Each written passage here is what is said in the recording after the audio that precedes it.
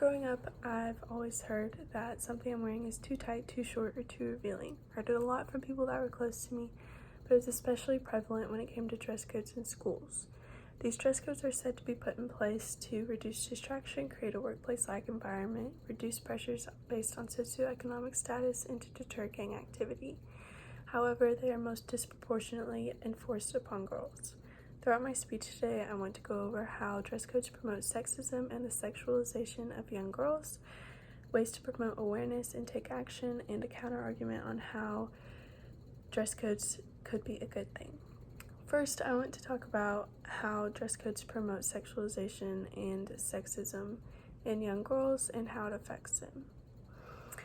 Although the term dress codes simply implies that schools regulate what clothes students can and can't wear, according to a study done by Amber Thomas, 77% of schools' policies specifically prohibit the visibility of certain body parts. According to this diagram, it shows clothing items based on how frequently they are banned. Only 4 of these clothing items listed are articles that do not accentuate the body. 58% of them are marketed towards girls, and only 5% are marketed towards boys.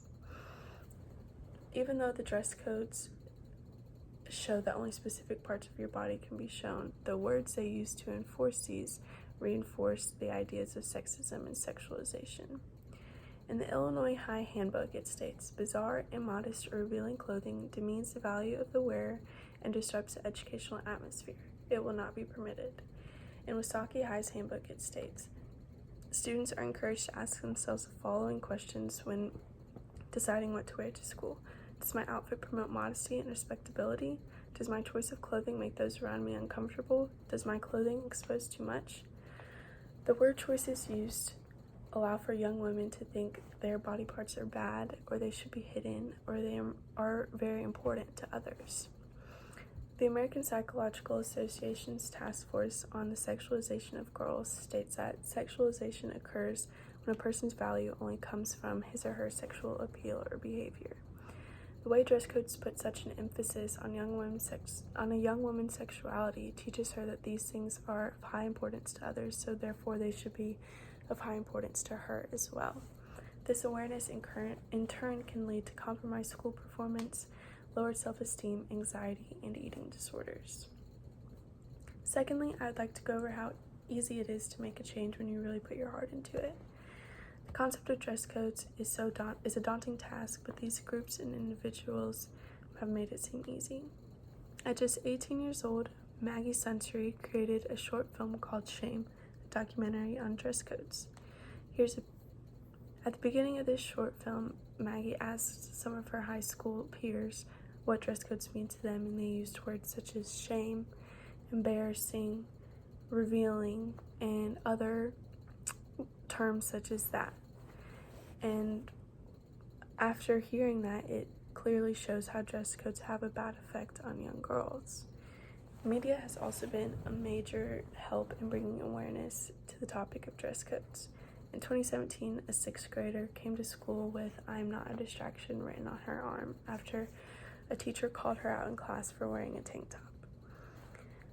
Because of her bravery, this hashtag led to be trending on Twitter and other social media websites, which allowed for other young girls to share their experiences as well.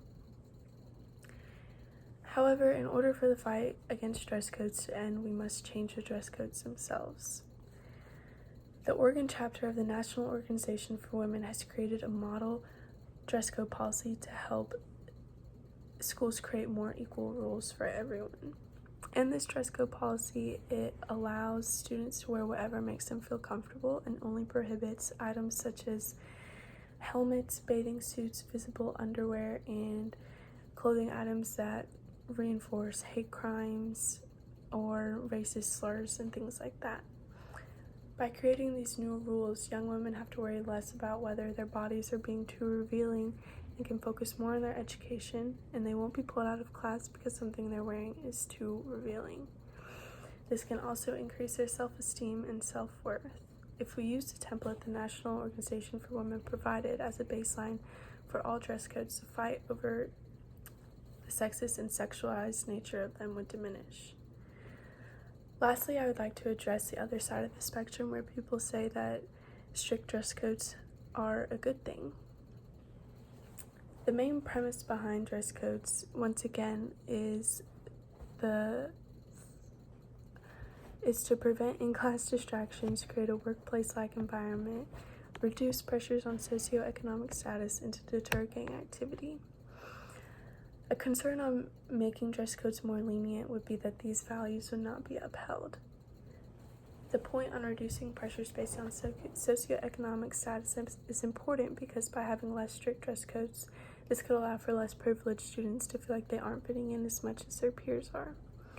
Another concern would be allowing young women to show their bodies off more would not create a workplace-like environment and could potentially cause distractions. In turn, because they're showing more skin and causing a distraction, it could pose a safety to the young girls. So in summary, while some good points can be made that strict dress codes are important, more lenient policies would still help to eliminate the feelings of sexism and sexualization in young girls.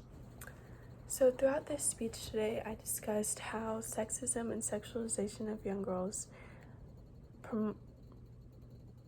is prevalent in dress codes and how it affects them, and how to take action and promote awareness, and I went over a counter-argument on how dress codes could be a good thing. Overall, I hope that you gain more insight into the effects of strict dress code on how strict dress codes affect women, and hopefully it will influence you to take action against the unfairness young women face and by enforcing more lenient dress codes.